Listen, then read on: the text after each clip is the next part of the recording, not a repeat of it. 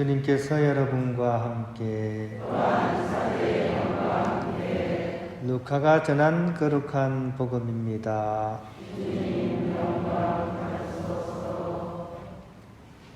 그때 예수님께서 제자들에게 말씀하셨다. 너희는 허리에 띠를 메고 등불을 켜놓고 있으라. 혼인잔치에서 돌아오는 주인이 도착하여 문을 두드리면 곧바로 열어주려고 기다리는 사람처럼 되어라. 행복하여라. 주인이 와서 볼 때 깨어있는 종들. 내가 진실로 너희에게 말한다. 그 주인은 띠를 메고 그들을 식탁에 앉게 한 다음 그들 곁으로 가서 시중을 들 것이다. 주인이 밤중에 오든 새벽에 오든 종들의 그러한 모습을 보게 되면 그 종들은 행복하다. 이것을 명심하여라. 도둑이 몇 시에 올지 집주인이 알면 자기 집을 뚫고 들어오도록 내버려 두지 않을 것이다. 너희도 준비하고 있어라. 너희가 생각하지도 않은 때 사람의 아들이 될 것이다. 베드로가 주님 이 비유를 저희에게 말씀하시는 것입니까? 아니면 다른 모든 사람에게도 말씀하시는 것입니까? 하고 물었다. 그러자 주님께서 이르셨다.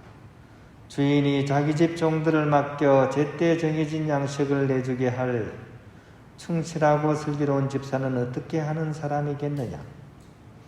행복하여라. 주인이 돌아와서 볼 때 그렇게 일하고 있는 종. 내가 참으로 너희에게 말한다. 주인은 자기의 모든 재산을 그에게 맡길 것이다. 그러나 만일 그 종이 마음속으로 주인이 늦게 오는구나 하고 생각하며 하인들과 하녀들을 때리고 또 먹고 마시며 술에 취하기 시작하면 예상하지 못한 날, 짐작하지 못한 시간에 그 종의 주인이 와서 그를 처단하여 불충실한 자들과 같은 운명을 겪게 할 것이다.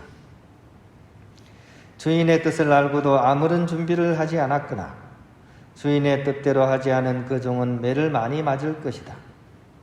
그러나 주인의 뜻을 모르고서 매받을 짓을 한 종은 적게 맞을 것이다. 많이 주신 사람에게는 많이 요구하시고 많이 맡기신 사람에게는 그만큼 더 청구하신다. 주님의 말씀입니다.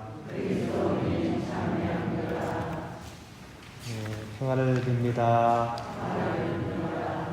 오늘 복음 말씀은 이렇게 이 세상 끝날에 주님께서 우리에게 오시는데 그 주님의 재림에 대한 그런 세 가지 내용이 이렇게 오늘 복음에 나와 있습니다. 3종 세트죠. 일단 아주 충실한 종들에게는 주인이 기가를 해서 오히려 그 종들을 위해서 식탁 봉사를 해주시는 그런 아름다운 모습, 하느님 나라의 그 아름다운 그 잔치의 모습을 우리에게 보여주고 있고요. 그 다음에 도둑이 집을 트는데 아무도 예측 못한 시간에 온다. 언제 오실지 모르니까 깨어서 준비해야 된다. 강조하시는 그런 도둑의 비유.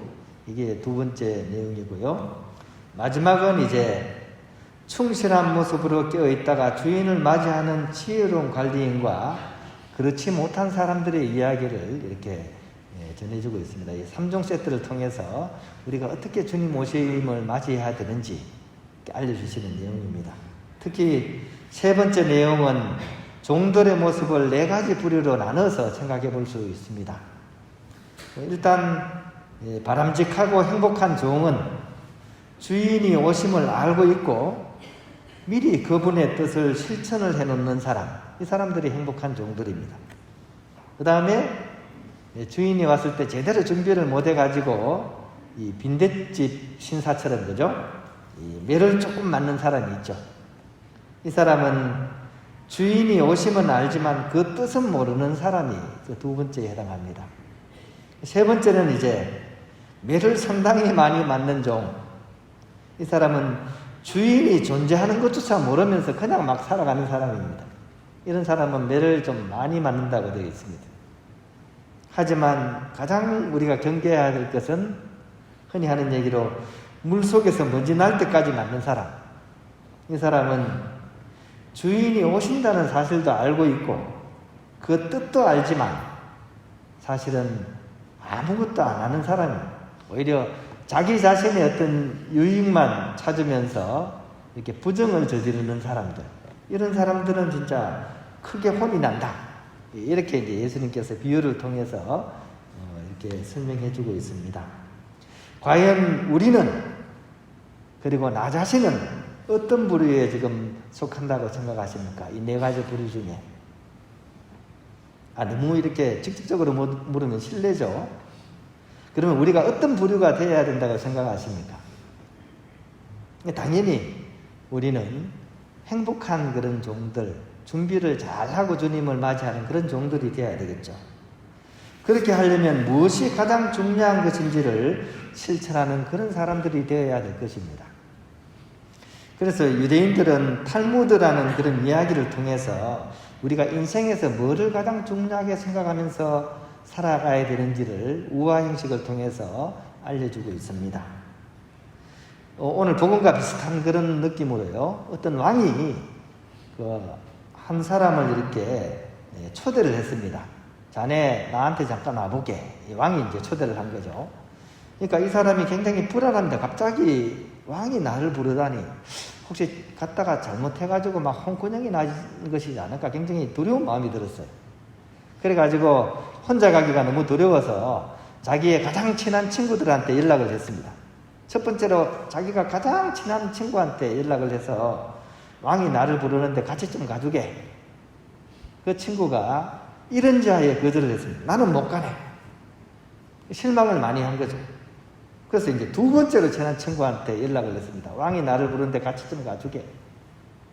그래, 글쎄, 내 입구까지는 같이 가주겠나만 차마 그 안으로는 내가 못 들어가겠네. 이렇게 얘기를 했습니다. 또 실망을 했죠. 그래서 이제 세 번째 친구한테 또 부탁을 했어요.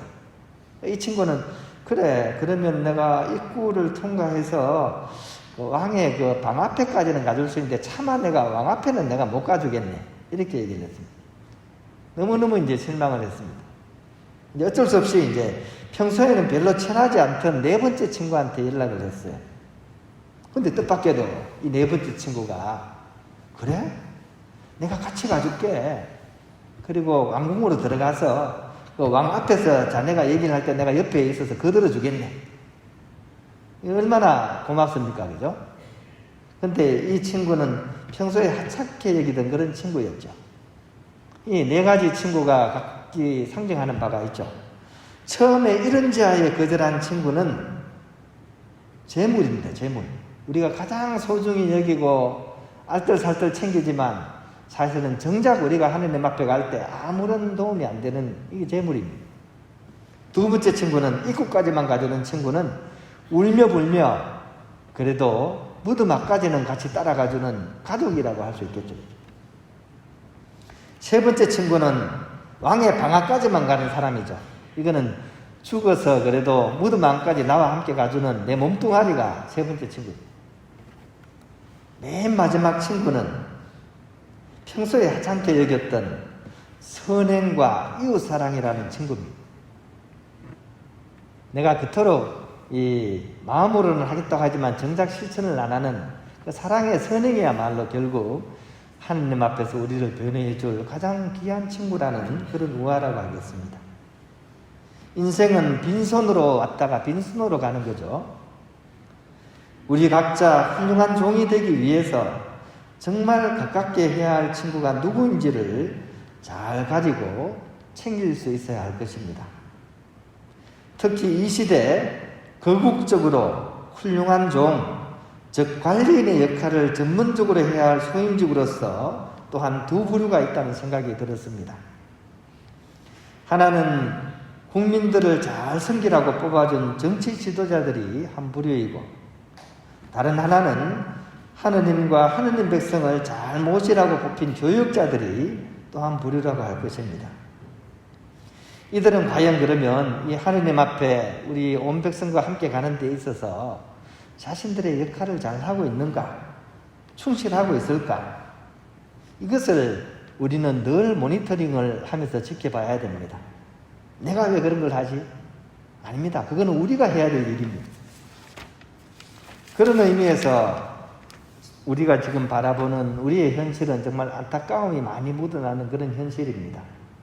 안타깝게도 TV나 또 뉴스나 신문을 보면 이 우리의 어떤 관리인들, 이 사람들은 충실하기는커녕 직분을 망각한 그런 종들의 모습을 우리에게 매일 보여주면서 우리로 하여금 근심과 걱정에 빠져들게 하고 있습니다. 민주주의가 되면서 공직자라는 말은 어원 자체로도 civil servant, 그러니까 시민들의 종이라는 뜻입니다. 공직자의 의미가.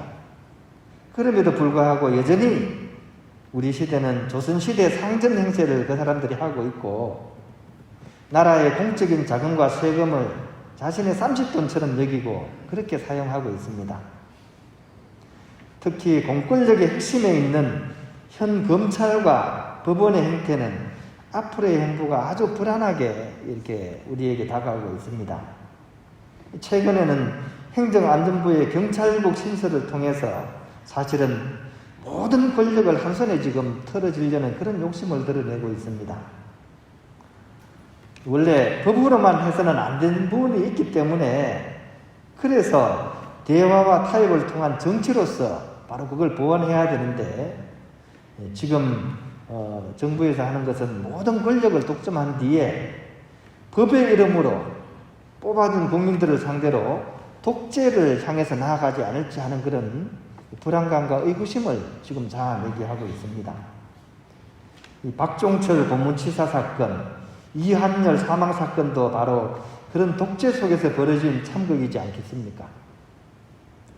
다시는 그런 일이 벌어지지 않도록 우리 국민 모두가 깨어서 지켜보면서 현 정부를 위해 그 어느 때보다도 기도를 많이 해야 할 것이라는 생각이 들었습니다.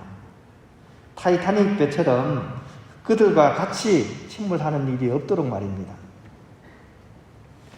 또한 하느님과 하느님 백성을 섬겨야 할 그런 교회의 모습도 마찬가지인 것 같습니다.